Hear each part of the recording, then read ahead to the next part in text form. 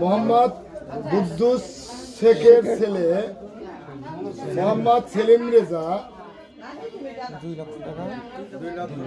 2 লক্ষ টাকা দেনমোহর ধার্য করিয়া নগদে 2200 টাকা বুঝিয়া দিয়ে অবশিষ্ট টাকা বাকি রাখিয়া আগ্নুকালী নিবাসী মোহাম্মদ রফিকের কন্যা মোসাম্মদ রুমা খাতুনকে শাদী করতে আসিয়াছে। আপনি তাকে যদি রাজি থাকেন তাহলে স্বামী বলে কবুল করেন, বলেন কবুল আলহামদুলিল্লাহ।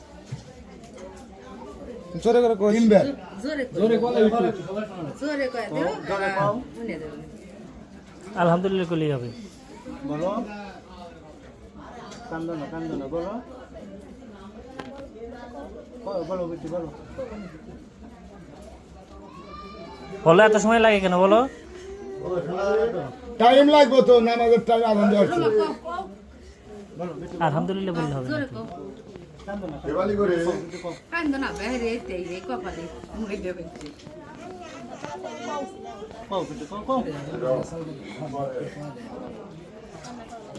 এত সময় না কেন বলো তো, দ্রুত বলো।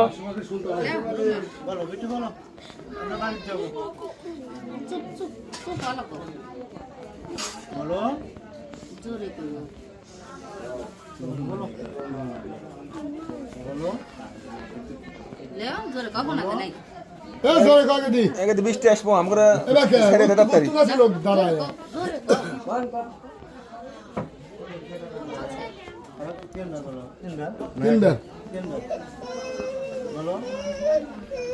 জোরে বলো, শোনা যায় না তো, এটা শোনা লাগবে।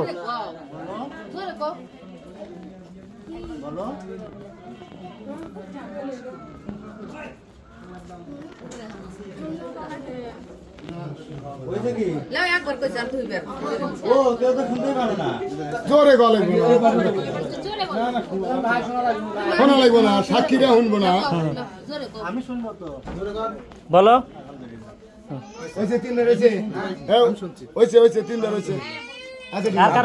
আপনি শুনছেন নাকি?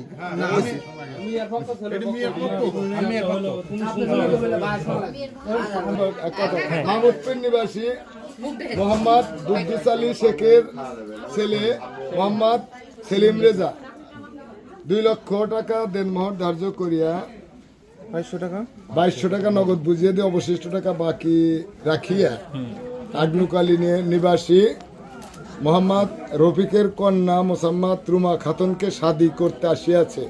আপনি যদি রাজি থাকেন তাহলে স্বামী রূপে তাহাকে কবুল আলহামদুলিল্লাহ।